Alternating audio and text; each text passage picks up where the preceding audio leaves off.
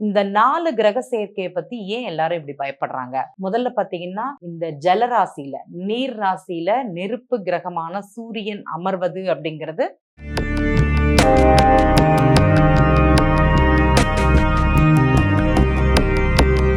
வணக்கம். அக்ஷய லக்ன பத்ததி ஜோதிட ஆசிரியர் ஸ்ரீ குரு உமாவெங்கன்.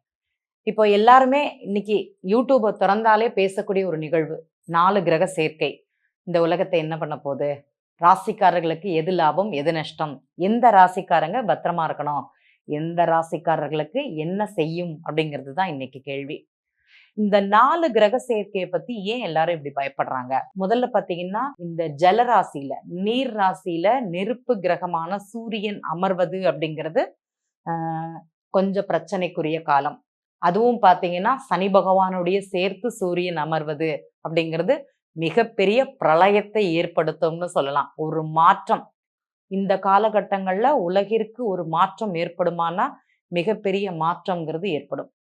இது நீங்க உங்க வாழ்க்கையிலும் அது சந்திப்பாங்களானா, சில லக்னக்காரர்கள் கண்டிப்பாக இதை சந்திப்பார்கள் அப்படிங்கிறதுல எந்த மாற்றமும் கிடையாது.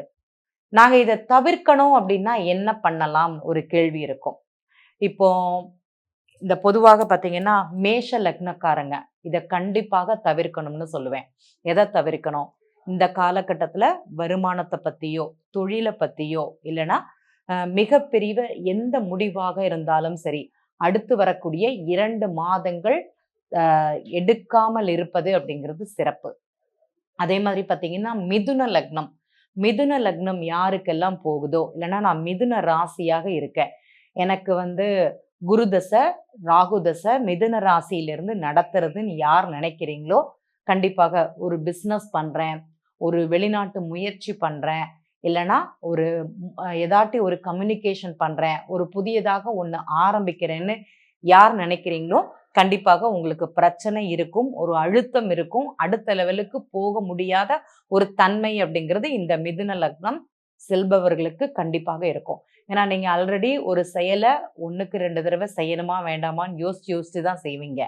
இந்த காலகட்டத்தில் இதை கொஞ்சம் கவனம் அப்படிங்கிறத இந்த இடத்துல பதிவு பண்ணிக்கிறேன். சிம்ம லக்னம் யாருக்கெல்லாம் சிம்ம லக்னமாக இருக்குதோ, சிம்ம லக்னக்காரங்க கொஞ்சம் கவனமாக செயல்படணும். இந்த பெண்களுக்கான கர்ப்பப்பை சம்பந்தப்பட்ட பிரச்சனை இருக்கும், கடன் ஏற்படும், அவமானங்கள் அப்படிங்கிறது ஏற்படும், நண்பர்களே எதிரிகளாக மாறக்கூடிய ஒரு நிலை அப்படிங்கிறது ஏற்படும் அப்படிங்கிறத இந்த இடத்துல சொல்லலாம்.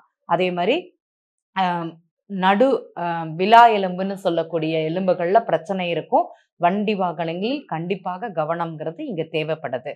அதே மாதிரி துலா லக்னம் யாருக்கெல்லாம் சொல்லுதோ, அடிவயிறு சம்பந்தப்பட்ட பிரச்சனைங்கிறது இருக்கும், மருந்து மாத்திரைகள் அப்படிங்கிறது கரெக்டா எடுத்துக்கோங்க. அதே மாதிரி பார்த்தீங்கன்னா, ஹார்ட் சம்பந்தப்பட்ட பிரச்சனை வரக்கூடிய ஒரு காலமாக எனக்கு ஆல்ரெடி இருக்குது, நான் மருந்து மாத்திரை எடுத்துக்கல அப்படின்னா கொஞ்சம் மருத்துவமனையில தங்கி மருத்துவம் செய்யக்கூடிய ஒரு நிலை அப்படிங்கிறது இருக்கும், கொஞ்சம் கவனம்ங்கிறது தேவை.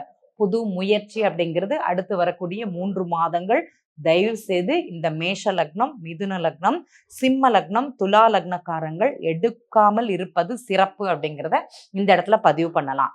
சரிங்க, இது உலகியல் ரீதியாக எந்த விதமான பாதிப்பு ஏற்படும்?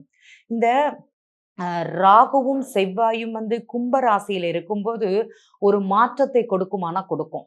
அந்த ஷேர் மார்க்கெட் சம்பந்தப்பட்ட நிகழ்வுகள்ங்கிறது கொஞ்சம் பிரச்சனை கொடுக்கும். நமக்கு ஒரு இடத்துல இருந்து லாபம் வருது உலகியல் ரீதியாக அப்படின்னா அதை திருப்பி போடக்கூடிய ஒரு நிகழ்வாக அமையும். அதே மாதிரி நீரினால் கொஞ்சம் பிரச்சனைகள் அப்படிங்கிறது இருக்கும்.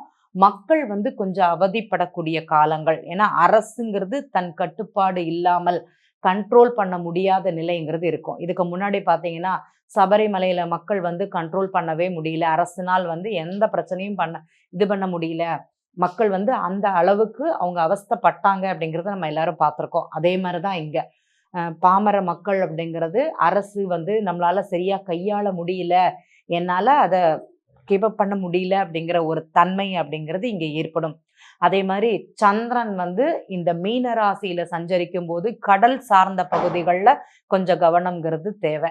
ஏன்னா நீரினால் பிரச்சனை அப்படிங்கிறது இருக்கும். இங்க சுனாமியோ பேரழிவோ அப்படிங்கிறது கிடையாது, இன்ஃபெக்ஷன்ஸ் வரக்கூடிய நிலைங்கிறது இருக்கும். மருத்துவர்கள் மருந்தை கொஞ்சம் கவனமாக பயன்படுத்தக்கூடிய, புது மருந்து கண்டுபிடித்தாலும் அதை நம்ம உடல் உள்வாங்கக்கூடிய தன்மைங்கிறது கொஞ்சம் கம்மியா இருக்கும். இதனால அரசுக்கு பிரச்சனை அப்படிங்கிறது இங்க கொடுக்கும். கவனம் தேவை. நம்ம முன்னாடியே சுனாமிக்கு நிறைய பேர் சொல்லியிருப்பாங்க. அந்த காலகட்டங்கள்ல 4 கிரக சேர்க்கையினால் பிரச்சனைகள் ஏற்படும். ஆனா உடனே தெரியாது. காலம் கழிந்த பின் தான் அது தெரியும் அப்படிங்கிறத நம்ம உணரணும். இந்த 4 ராசிகள் மற்றும் 4 லக்னமாக இருந்தாலும் சரி, 4 ராசிகள் மற்றும் கொஞ்சம் கவனமாக இருக்கக்கூடிய காலமாக இருக்கும்.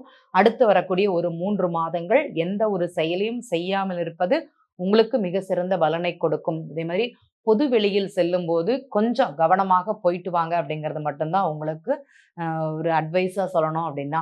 முகக்கவசம் அப்படிங்கிறது அணிந்து சென்றாலும் ஓகே தான். இல்லைன்னா எதையாட்டி புதுசா செய்ய போறீங்க அப்படின்னா கொஞ்சம் கவனம்ங்கிறது இந்த இடத்துல தேவைப்படுகிறது அப்படிங்கிறத மட்டும் பதிவு பண்ணிக்கிறேன். நன்றி.